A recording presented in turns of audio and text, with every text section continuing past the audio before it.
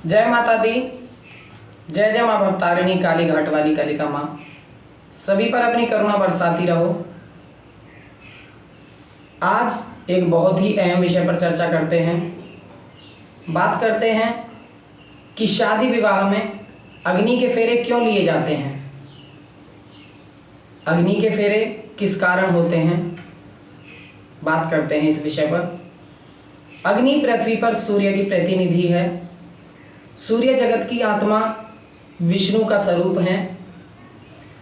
अतः अग्नि के समक्ष फेरे लेने का अर्थ है परमात्मा के सामने, परमात्मा के समक्ष फेरे लेना। अग्नि ही वह माध्यम है जिसके द्वारा यज्ञ में आहुतियाँ देकर, जैसे हवन कराते हैं, यज्ञ कराते हैं, उसमें जो हम आहुतियाँ स्वाहा कहकर डालते हैं, वो यज्ञ के द्वारा ही आहुतियाँ हमारी देवताओं तक पहुँचती हैं, परमात्मा तक पहुँचती हैं। आहुतियाँ प्रदान करके देवताओं को पुष्ट किया जाता है। इस प्रकार अग्नि के द्वारा आहुतियाँ देकर हमें ऐसा लगता है, जो धर्मशास्त्र कहता है कि अग्नि के समक्ष फेरे लेने से समस्त देवी देवताओं के समक्ष हमारे फेरे हुए हैं।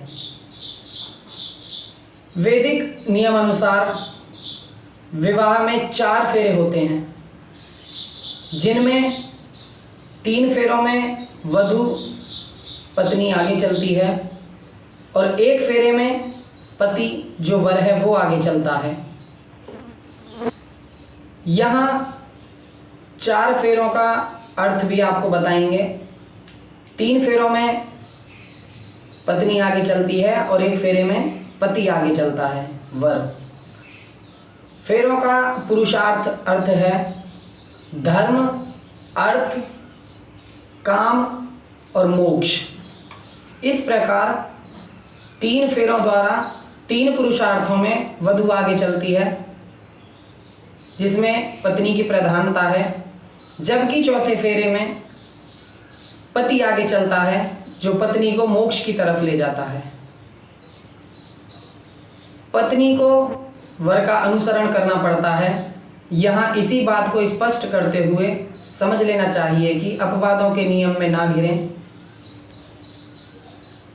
3 फेरों में जब पत्नी आगे चलती है, तब धर्म, अर्थ, काम, इन तीनों का अनुसरण पत्नी करती है और मोक्ष की तरफ पति ले जाता है। इसीलिए 4थे फेरे में पति आगे चलता है।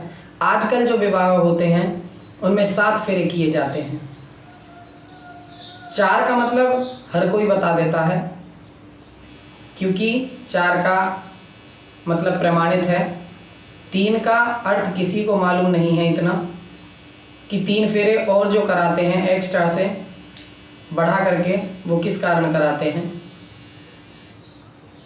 ध्यान रखें, फेरे इसी कारण होते हैं। जय माता दी।